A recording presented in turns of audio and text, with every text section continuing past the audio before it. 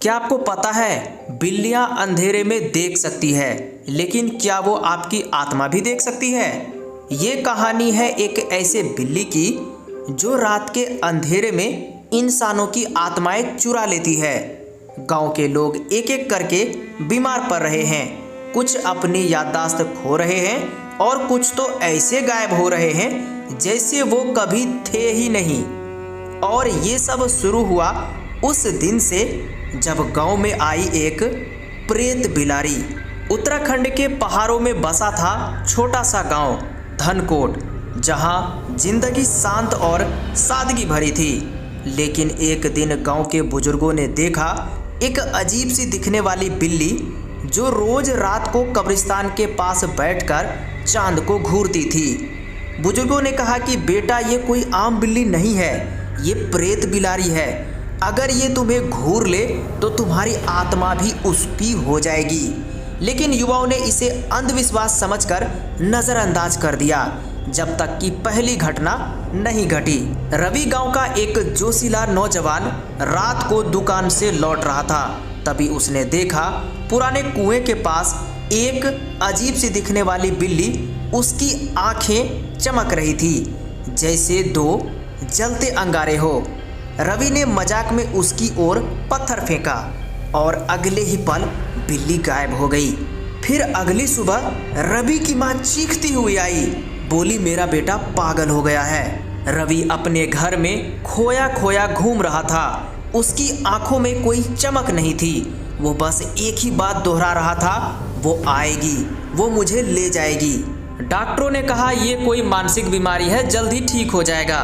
लेकिन गांव वाले जानते थे ये बीमारी नहीं है, बल्कि उस प्रेत बिलारी का साप था। रवि की घटना के बाद पूजा गांव की लाइब्रेरियन में पुराने रिकॉर्ड खंगालने शुरू किए।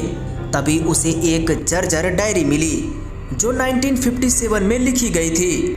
उस डायरी में लिखा था, ये बिल्ली कोई जानवर नहीं है, बल्कि एक स्त्री की आत्मा है जिसे एक तांत्रिक ने शाप दिया था।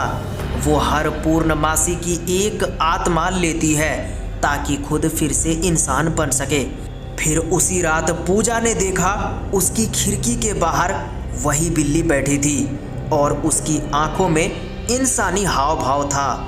फिर अगली सुबह पूजा अपने कमरे में बेहोश पड़ी मिली। उसके हाथ में वही डायरी थी जिसके आखिरी पन्ने पर खून से लिखा था, तीसरी रात मैं आ रही हूँ। ये सुनते ही गांव में हड़कंप मच गया। लोग रात को घरों से बाहर नहीं निकल रहे थे। लेकिन फिर भी दो बच्चे राहुल और प्रिया जो शाम को खेल रहे थे, वो अचानक गायब हो गए। फिर उसकी माँ ने रोते हुए बताया, दीदी वो काली बिल्ली हमें बुला रही है। इतना कहकर वो भागने लगी।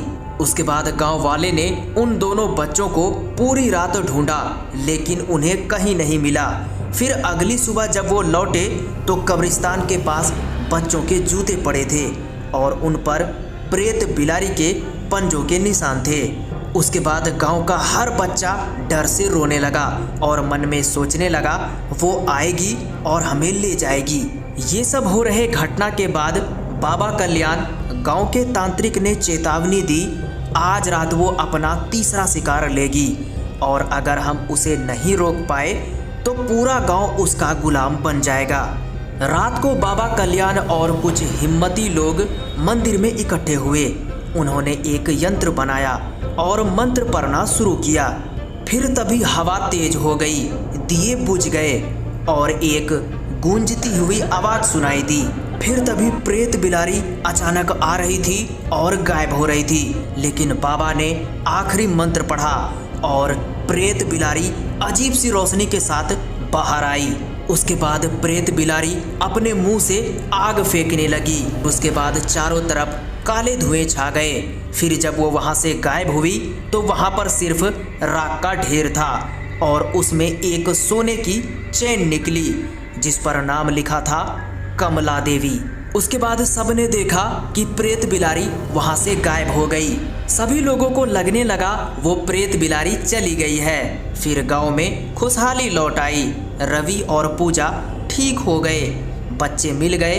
लेकिन 1 महीने बाद रवि ने देखा उसकी खिड़की पर उसी प्रेत बिलारी के पंजों के निशान थे और उसके तकिए के नीचे वही सोने की चेन रखी थी जिस पर लिखा था कमला देवी। और तभी अचानक खिड़की के पीछे आवाज सुनाई देती है, तुमने मुझे जला दिया लेकिन मैं अभी खत्म नहीं हुई हूँ। क्या लगता है दोस्तों, वो प्रेत बिलारी फिर से वापस आ रही है? अपनी राय आप लोग हमें नीचे कमेंट बॉक्स में जरूर बताएं। और अगर आपको रात में कोई बिल्ली घूरती दिखे तो समझ जाइए वो आपकी आत्मा गिन रही है। लेकिन घबराइए मत, क्योंकि हम आपकी आत्मा नहीं सब्सक्राइब लेते हैं। वो लाल वाला बटन दबा दो, वरना अगली बार वो बिल्ली आपके घर भी आ सकती है।